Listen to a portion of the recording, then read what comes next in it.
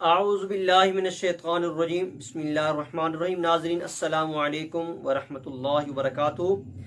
آج الحمدللہ ہمارا 25واں پارہ کا درس جو ہے وہ شروع ہونے جا رہا ہے۔ امید ہے آپ سارے لیکچر سن رہے ہوں گے اور اس کو شیئر بھی کر رہے ہوں گے۔ کمنٹس تو آپ لوگ کرتے ہی رہتے ہیں، اس کے لیے آپ لوگوں کا بہت بہت شکریہ۔ آج کے درس میں اہل بیت کا بہت پیارا ذکر ہے۔ آج کے درس میں جب انسان تکلیف میں ہوتا ہے تو وہ تکلیف آتی کیوں ہے، اس کا ذکر ہے۔ آج کے درس میں جب آپ پہ کوئی ظلم اور زیادتی کرے تو آپ کا رد عمل کیا ہونا چاہیے، یہ قرآن آج آپ کو بتائے گا۔ کسی کے ہاں اولاد نہیں ہوتی، کسی کو رب بیٹیاں دیتا ہے، کسی کے ہاں بیٹے ہوتے ہیں، اس کے پیچھے حکمت اور فلسفہ کیا ہے، یہ آج کی گفتگو میں آج پتہ چلے گا آپ کو۔ اور رب تعالی قیامت کے دن کن لوگوں کی دوستی کو برقرار رکھے گا، اور کون سے لوگ ہوں گے جو قیامت والے دن اپنے تعلق کو توڑ جائیں گے، یہ انشاءاللہ ساری گفتگو آج کے درس میں ہوگی۔ میں امید کرتا ہوں آپ یہ پورا درس سنیں گے اور پسند ضرور آئے گا آپ کو، اور آگے اس کو شیئر بھی کریں گے۔ اعوذ باللہ من الشیطان الرجیم بسم اللہ الرحمن الرحیم۔ لہو ما فی السماوات وما فی الارض، اسی کے لیے ہے، اسی کی ملکیت میں ہے جو کچھ بھی آسمانوں اور زمین میں ہے۔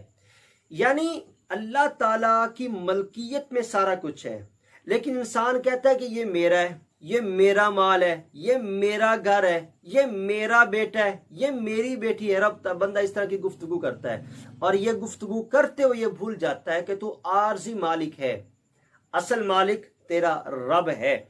تکاد السماوات یتفطرن من فوقہن والملائکۃ، قریب ہوتا کہ آسمان اپنے اوپر سے شک ہو جائیں۔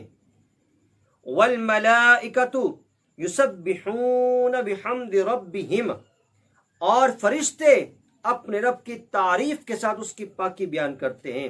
وَيَسْتَغْفِرُونَ لِمَنْ فِي الْأَرْضِ، اور فرشتے اہل زمین کے لیے استغفار مانگتے ہیں، طلب کرتے ہیں۔ الا ان اللہ هو الغفور الرحیم، سن لو بے شک اللہ ہی بخشنے والا مہربان ہے۔ ناظرین، قرآن پاک میں جہاں بھی لفظ غفور آیا ہے، لفظ غفور کے ساتھ لفظ رحیم ضرور آیا ہے تقریباً۔ تو یہ غفور اور رحیم کا آپس میں تعلق کیا ہے؟ غفور کا مطلب ہے بخشنے والا، رحیم کا مطلب مہربانی کرنے والا۔ اب دونوں میں تعلق یہ ہے، جب آپ کسی سے ناراض ہوتے ہیں نا، ناراض ہونے کے بعد اگلا بندہ معافی مانگ لے، آپ اس کو معاف کر دیتے ہیں، دوبارہ جب ملتے ہیں نا تو آپ کے دل میں بھی تھوڑی سی ایک بات ہوتی کہ اس نے وہ بات کی تھی، اور اس کے دل میں بھی یہ جھجک سی ہوتی ہے کہ یار میں نے اس سے غلطی کی تھی تو پتہ نہیں میں کس طرح سے بات کروں۔ لیکن اللہ کہتا ہے کہ اے بندے، جب تو غلطیاں کر کے میری بارگاہ میں آ جاتا ہے اور ان غلطیوں کے بعد تو معافی مانگ لیتا ہے، ان اللہ هو الغفور، تو اللہ تعالیٰ تمہاری ان غلطیوں کو معاف کر دیتا ہے۔ الرحیم، اور رحمت یہ کرتا ہے کہ تمہارے دل میں جو وہ جھجک سی آتی ہے رب تعالیٰ اپنی رحمت کے ذریعے سے وہ دور کر دیتا ہے۔ اور آگے فرمایا وَلَوْ شَاءَ اللَّهُ لَجَعَلَهُمْ أُمَّةً وَاحِدَةً، اگر اللہ چاہتا تو سارے لوگوں کو ایک امت کر دیتا۔ آج کچھ لوگ کہتے ہیں کہ میں مسلمان ہوں، کہ میرا تعلق کسی فرقے سے نہیں ہے۔ بھئی اگر تمہارا تعلق کسی فرقے کے ساتھ نہیں ہے تو رب تو کہہ رہا ہے کہ اگر اللہ چاہتا تو سب کو ایک کر دیتا۔ اس کا مطلب یہ ہے کہ رب کی ذات بھی چاہتا ہے کہ فرق ہونا چاہیے، اصل اور نقل میں فرق ہونا چاہیے، غلط اور صحیح میں فرق ہونا چاہیے، نیکی اور بدی میں فرق ہونا چاہیے۔ اگر تم کہتے ہو کہ میں مسلمان ہوں تو مسلمان تو قادیانی بھی اپنے آپ کو کہتے ہیں، تو پھر کہے کہ مسلمان ہے، وہ کہتا ہے کہ ہم مسلمان ہیں۔ اگر تو کہتا ہے کہ میں صرف مسلمان ہوں تو مسلمان تو جو 73 فرقے میرے نبی کی ذات نے فرمائے ہیں ان میں سے 72 فرقوں کا تعلق وہ کہہ رہے ہوں گے کہ ہم مسلمان ہیں، تو پھر آپ کس طرح کے مسلمان ہو؟ اس کا مطلب یہ کہ صرف مسلمان پہچان کافی نہیں، مسلمان کے ساتھ آگے کچھ بتانا پڑے گا کہ تو کس طرح کا مسلمان ہے، وگرنہ پھر قادیانی بھی اسی لائن میں ہے، جو 72 فرقے جو جہنم کا ایندھن ہوں گے وہ بھی اسی لائن میں ہوں گے.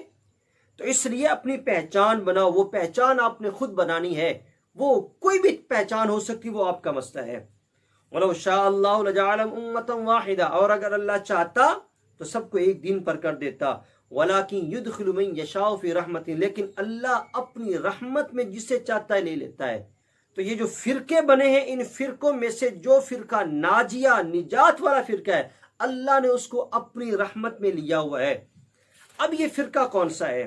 اللہ فرماتا ہے وَمَا اخْتَلَفْتُمْ فِيهِ مِنْ شَيْءٍ فَحُكْمُهُ إِلَى اللَّهِ، تم جس میں یہ بات میں اختلاف کرو تو اس کا فیصلہ تو اللہ کے سپرد ہے.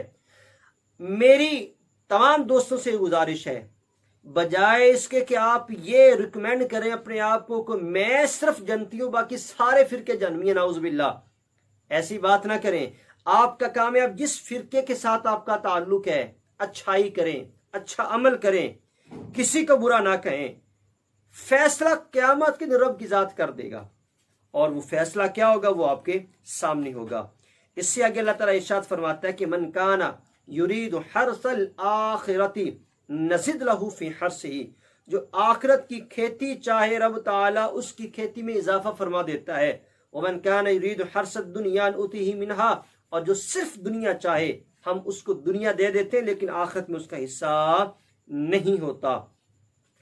اور آگے فرمایا والذین آمنوا وعملوا الصالحات، وہ لوگ جو ایمان لائے اور نیک عمل کیے، فی روضات الجنات، سبحان اللہ، وہ جنت کی پھلواریوں میں ہوں گے، جنت کے باغات میں ہوں گے. لہم ما یشاؤون عند ربہم، ان کے رب کے ہاں وہ سب کچھ ہے جو وہ چاہتے ہیں. جنت میں اگر زنگر برگر چاہو گے وہ بھی مل جائے گا، جنت میں اگر چرگے چاہو گے وہ بھی مل جائیں گے. آج تو تھوڑی سی محنت کرنی پڑتی ہے نا، پیسے لانے پڑتے ہیں، بازار جانا پڑتا ہے، لیکن جنت میں ایسا نہیں ہوگا. جنت میں دل میں صرف تم نے خواہش کرنی، وہ چیز تمہارے سامنے آ جائے گی. سبحان اللہ، نہ اٹھنا پڑے گا، نہ پیسے دینے پڑے گے، نہ لے کے آنا پڑے گا. صرف دل میں بیٹھے بیٹھے خواہش کرو گے کہ میں نے چرگا کھانا ہے، چرگا تمہارے سامنے ہوگا. تم نے خواہش کرنی کہ میں نے پیزا کھانا ہے، جنت کا بہترین پیزا تمہارے سامنے ہوگا. لیکن فرشتوں سے بہتر ہے انسان بننا، مگر اس میں لگتی ہے محنت زیادہ. اس سے آگے اہل بیت سے محبت کا ذکر ہے.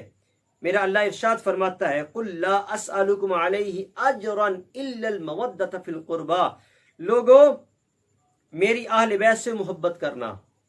مودت اس رشتے کو کہتے ہیں کہ جو رشتہ پانی اور مچھلی کا ہے. مچھلی پانی کے بغیر رہ نہیں سکتی. فرمایا کہ اے اہل ایمان، تمہارا اہل بیت کے ساتھ محبت کا جو تعلق ہے وہ مودت جیسا ہونا چاہیے. تمہارا ایمان مکمل تب ہوگا جب اہل بیت کی محبت تمہارے دل میں ہوگی. اور جتنی اہل بیت کی محبت کم کرتے چلے جاؤ گے، قرآن بھی تم سے دور ہوگا، نبی بھی دور ہوگا، اور اگر نبی دور ہوا تو پھر خدا بھی تم سے دور ہوگا. اس سے آگے ارشاد فرمایا وما اصابکم من مصیبت فبما کسبت ایدیکم ویعفو عن کثیر، اور تمہیں جو بھی مصیبت پہنچتی ہے وہ اس وجہ سے ہے کہ وہ تمہارے کسی عمل کی وجہ سے وہ تم تک پہنچتی ہے. اس کا مطلب یہ ہے اگر کبھی میری رزق میں، میری دکان پر، میرے کاروبار میں، میری صحت میں کوئی کمی بیشی آ جائے تو میں یہ نہ سوچوں کہ مجھ پہ کسی نے جادو کر دیا ہے، مجھ پہ کسی نے تعویذ کر دی ہے. یہ ایک ہمارا ایمان کمزور ہو چکا ہے. میں یہ سوچوں، سب سے پہلی سوچ یہ آنی چاہیے کہ بھائی مجھ سے کوئی غلطی ہوئی ہے، یہ اس کی وجہ سے ہے، اور اللہ سے دعا کیا کریں کہ اللہ اگر مجھے میری غلطی یاد نہیں آ رہی تو پلیز مجھے یاد کروا دیں. اگر کسی بھی طرح سے یاد نہ آ رہی ہو تو پھر یہ آزمائش سمجھیں اور اسباب کوئی نہ کوئی تلاش کریں. اس سے آگے اللہ تعالیٰ اسی سورۃ الشورى کے آخر میں ارشاد فرماتا ہے، فرمایا للہ ملک السماوات والارض، اللہ ہی کی ملکیت میں ہے جو کچھ بھی آسمانوں اور زمین میں ہے، یہ اللہ کی بادشاہت ہے. یخلق ما یشاء، وہ جو چاہتا ہے پیدا کرتا ہے. یہب لمن یشاء اناثا، وہ جس کو چاہے صرف بیٹیاں عطا کرے. وَيَهَبُ لِمَن يَشَاءُ الذُّكُورَ، اور جس کو چاہے وہ صرف بیٹے عطا کرے. اَوْ يُزَوِّجُهُمْ ذُكْرَانًا وَإِنَاثًا، اور جس کو چاہے وہ بیٹیاں بھی دے اور بیٹے بھی عطا کرے. وَيَجْعَلُ مَن يَشَاءُ عَقِيمًا، اور وہ جسے چاہے بانجھ کر دے، انہو علیم قدیر، بے شک وہ علم اور قدرت والا ہے۔ تو اللہ تعالیٰ نے بڑا واضح طور پہ فرما دیا، کوئی تعویذ، کوئی جادو، کوئی عامل آپ پر اولاد کی بندش نہیں کر سکتا جب تک اللہ کا فیصلہ نہ ہو۔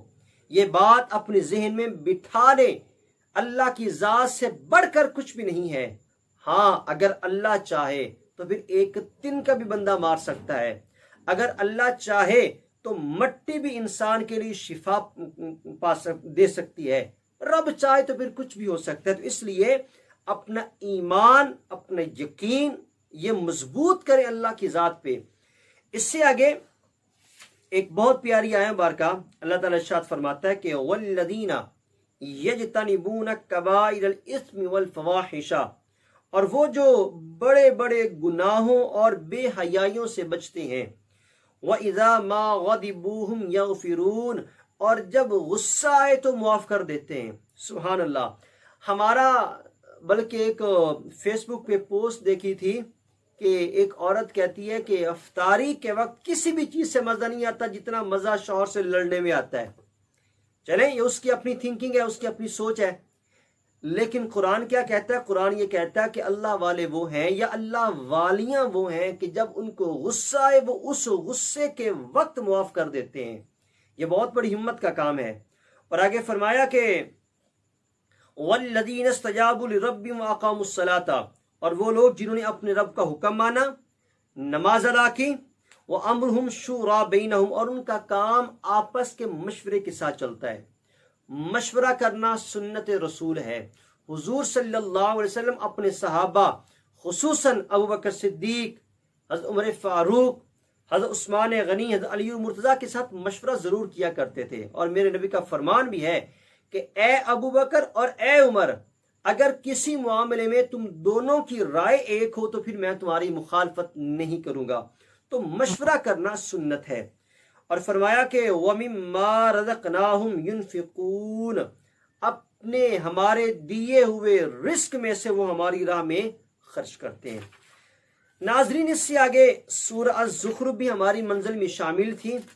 آپ نے یہ تو سنا ہوا ہے کہ قیامت کے دن ہر بندہ وَأُمِّهِ وَأَبِيهِ وَصَاحِبَتِهِ وَبَنِيهِ بھاگیں گے، سارے ایک دوسرے سے کترا رہے ہوں گے، لیکن کچھ لوگ ایسے بھی ہوں گے جو قیامت کے دن بھی ایک دوسرے کو تلاش کر رہے ہوں گے، جن کا تعلق قیامت کے دن بھی قائم رہے گا۔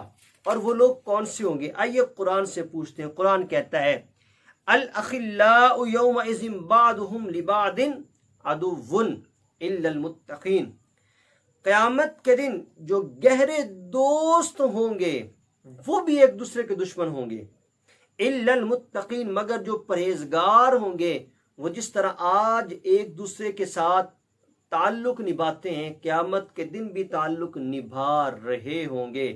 اب آپ بتائیں، اب آپ کا تعلق کن کے ساتھ ہونا چاہیے؟ متقین کے ساتھ ہونا چاہیے کہ نہیں؟ ذرا اپنے دوستوں کی لسٹ کو دیکھیں، کیا ان دوستوں میں کوئی ایسا دوست ہے جو قیامت کے دن آپ کے حق میں اللہ سے لڑ سکے؟ کیا آپ اپنے دوسرے دوستوں کے لیے اس قابل ہیں کہ آپ اللہ کی بارگاہ میں ان کے لیے لڑ سکیں؟ اگر آپ کی لسٹ میں کوئی ایسا دوست شامل نہیں ہے تو پھر غور و فکر کریں، پھر ایسا کوئی بندہ تلاش کریں۔ اور اگر آپ بھی اپنے کسی دوست کے لیے ایسی درجہ نہیں رکھتے کہ آپ اللہ کی بارگاہ میں ان سے لڑ سکیں تو پھر آپ اپنے آپ پہ غور کریں، اپنی اصلاح کریں۔ اللہ کی بارگاہ میں دعا ہے کہ رب تعالی مجھے اور آپ کو عمل کرنے کی توفیق عطا فرمائے۔ والسلام علیکم۔